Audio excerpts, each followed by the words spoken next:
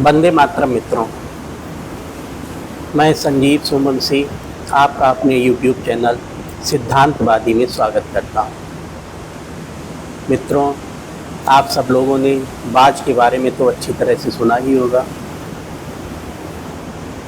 लेकिन क्या आपने जीवन को जीने के लिए बाज का संघर्ष कभी देखा है?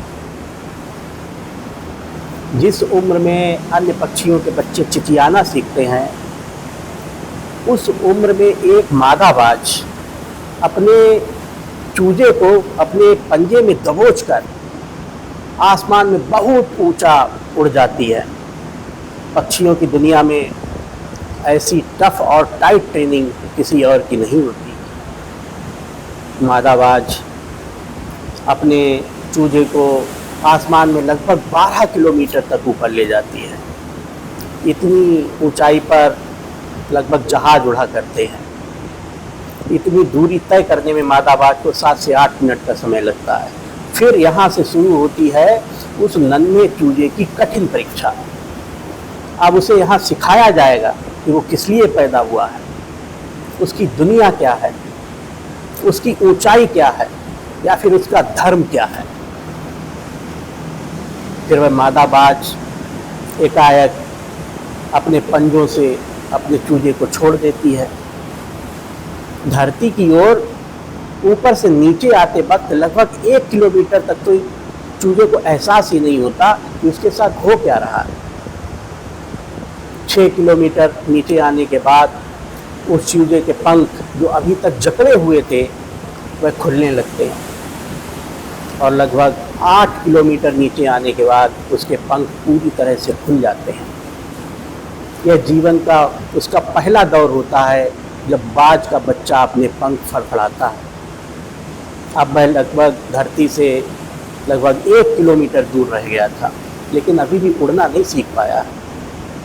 धीरे धीरे वह धरती के और करीब आता चला जाता है, जहाँ से वह धरती को अब देख भी सकता है।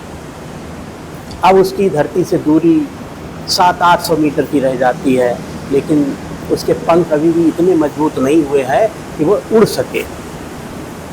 धरती से लगभग 400-500 मीटर की दूरी पर उसे महसूस होने लगता है चूजे को कि अब तो उसकी शायद जीवन उसका समाप्त होने वाला है।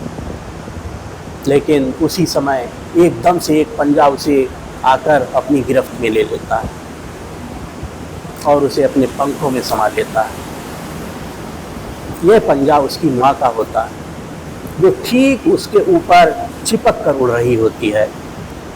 और इस चूजे की यह ट्रेनिंग लगातार तब तक चलती रहती है जब तक वह उड़ना नहीं सीख जाता।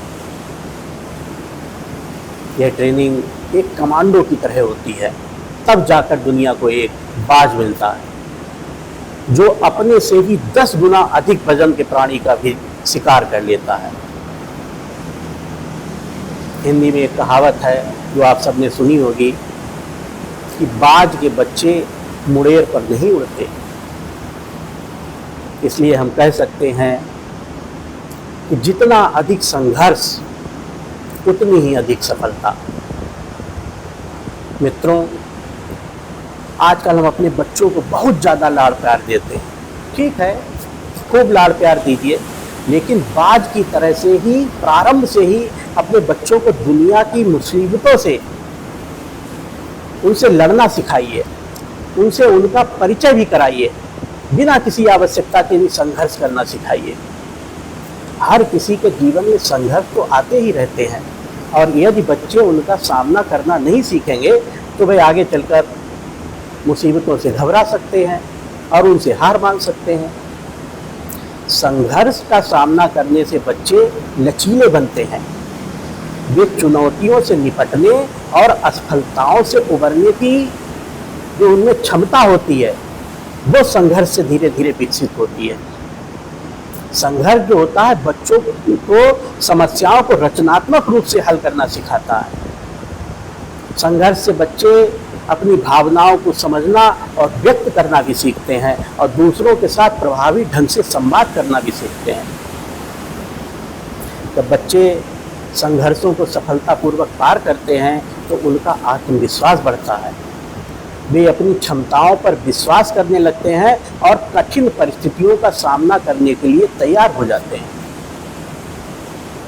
संघर्ष बच्चों को सहानुभूति, समझौता और सहयोग जैसे महत्वपूर्ण सामाजिक कौशल भी सिखाता है। इससे वे दूसरों के दृष्टिकोण को समझने और विभिन्न विचारों का सम्मान करना भी सीखते हैं। यहाँ एक चीज़ यह भी याद रखना बहुत महत्वपूर्ण है कि हर बच्चा अपने रूप आप में एक विशेष होता है, अलग होता है और अलग अलग तरीके के संघर्षों का अपने जीवन में सामना करता है। इसलिए अपने बच्चों को समझें, प्रकृति को समझें उनकी, और उनकी ज़रूरतों के अनुसार उनका समर्थन करें। हर माँ बाप अपने बच्चों को ज़्यादा से ज़्यादा सुविधा देना चाहता है और उनकी हर मांग तुरंत पूरी करने की कोशिश भी करता है, लेकिन मनोवैज्ञानिक मानते हैं कि हर मामले में बच्चों की सहायता के लिए तैयार रहना और किसी भी चीज़ के लिए उन्हें संघर्ष न करने देना उन्हें मानसिक तौर पर बहुत कमज़ोर बना देता है। ऐसे बच्चे व्यक्तिगत जीवन में आने वाली परेशानियों, आर्थिक परेशानी या अन्य किसी कार्य के दौरान पड़ने वाले तनाव के दौरान जरा सा तनाव पड़ता है, उसमें फिर वो टूट जाते हैं, जिनका उन्हें आगे चलकर बहुत बड़ा खामियाजा भुगतना पड़ता है। मनोचिकित्सकों की राय है कि बच्चों को परिस्थितियों से जूझने की ट्रेनिंग देनी चाहिए। आजकल हमारे शहरों में जो बच्चे पल रहे हैं वो बहुत अधिक उन्हें सुविधाएं प्राप्त हो जाती हैं, तो वो सुविधा भोगी हो जाते हैं। उनकी जरा सी इच्छा हुई नहीं कि माता पिता उनकी हर इच्छा की मांग को पूरा करने के लिए हरदम तैयार रहते हैं। किसी भी विपरीत परिस्थिति में माता पिता हमेशा उनकी मदद के लिए तैयार रहते हैं, हमेशा एक हाथ उनके ऊपर बनाए रखते हैं। ऐसी परिस्थितियों में उनके अंदर विषम परिस्थितियों से जूझने, उनसे लड़ने और उन परिस्थितियों से बाहर निकलने के गुणों का विकास नहीं हो पाता। यही कारण है कि जब व्यवहारिक जिंदगी में उन्हें तनाव का सामना करना पड़ता है तो ऐसे बच्चे जो होते हैं उनका मजबूती से सामना नहीं कर पाते और डिप्रेशन का शिकार हो जाते हैं। विशेषज्ञों के अनुसार जिन बच्चों में तनाव को सहन करने की क्षमता का विकास नहीं हो पाता, वे छोटी समस्या को भी बहुत बड़ा करके देखते हैं। उन्हें लगता है कि इन समस्याओं का अब कोई हल निकल ही नहीं सकता। धीरे धीरे ऐसी परिस्थितियां बन जाती हैं कि उन्हें हर समस्या का हल केवल अपनी मौत के बाद छुटकारे के रूप में दिखाई पड़ने लगता है। यही कारण है कि ऐसे लोग आत्महत्या के उपाय सोचने लगते हैं। आजकल हमारे समाज में ये लगातार एक ट्रेंड बनता जा रहा है। मित्रों, एक तरह से संघर्ष ही जीवन है। इसको लेकर एक कहानी भी है जिसे आप में से ज़्यादातर लोगों ने सुना भी होगा, लेकिन हम सबको उसे अच्छी तरह से समझना भी चाहिए। उस कहानी का सार क्या है? एक बायोलॉजी का अध्यापक था, वो अपने विद्यार्थियों को पढ़ा रहा था कि एक कैटरपिलर किस तरह तितली में बदल जाता है। उसने विद्यार्थियों को बताया कि ये कुछ घंटों में अगले तितली जो है कोकून से बाहर निकलने के लिए झटपटाएगी, लेकिन हमें तितली को बाहर निकलने देने में कोई मदद नहीं करनी चाहिए, उसे अपने आप निकलने देना चाहिए। तभी अचानक उन्हें कोई काम पड़ा तो वह क्लासरूम से बाहर गए कि कहा कि देखो अभी हम आ रहे हैं। विद्यार्थी देख रहे थे और जिस बात का वो इंतज़ार कर रहे थे वही हुआ। तितली जो है कोकून से बाहर निकलने के लिए झटपटाने लगी। यह देखकर वहाँ जो खड़े थे बच्चे, उनमें से एक बच्चे को बड़ी दया आई। उसने टीचर की बात की परवाह किए बगैर कोकून को धीरे से खोला और तितली को उससे बाहर निकलने में उसकी मदद कर दी, जिससे तितली को बिना संघर्ष के आसानी से वो जो है अपने कोकून से बाहर निकल आई।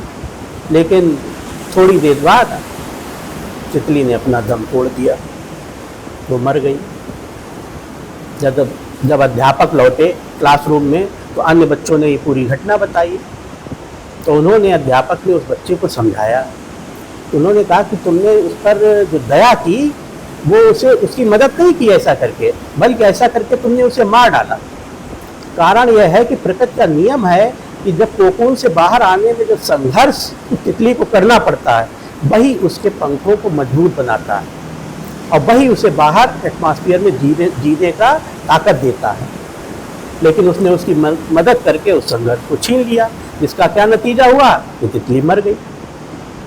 मित्रों, जीवन में हम संघर्ष के बिना कुछ भी महत्वपूर्ण हासिल नहीं कर सकते, परंतु ज़्यादातर हम लाड़ प्यार में अपने बच्चों से उनका संघर्ष छीन लेते हैं। यह जो है एक तरह से उनके प्रति बड़ा भारी अन्याय होता है।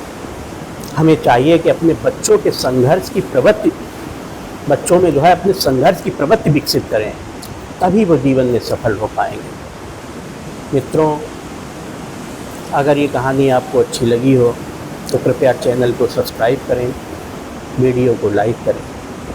धन्यवाद।